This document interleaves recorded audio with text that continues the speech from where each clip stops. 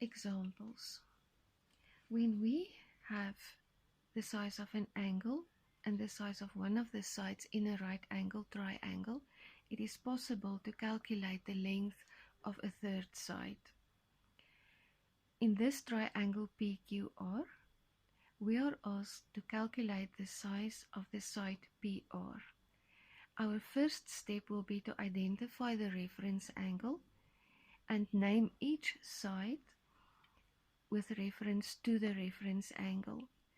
The hypotenuse will always be the side opposite the 90 degrees angle.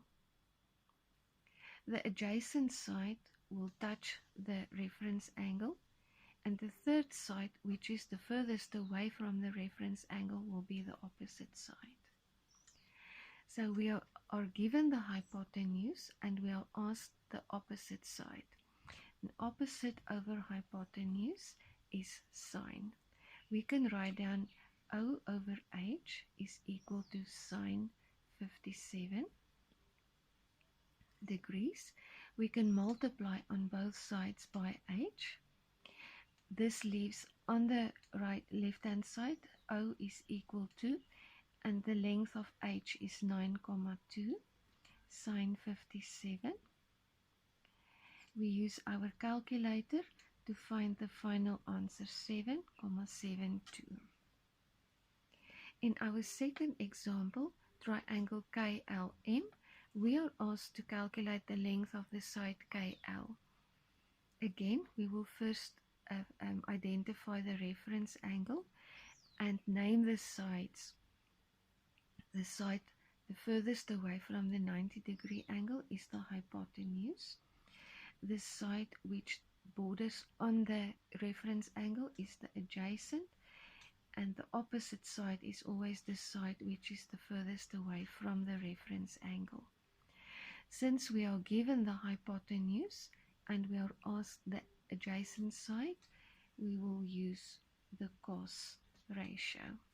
We can write down that A over H is equal to cos 32 degrees.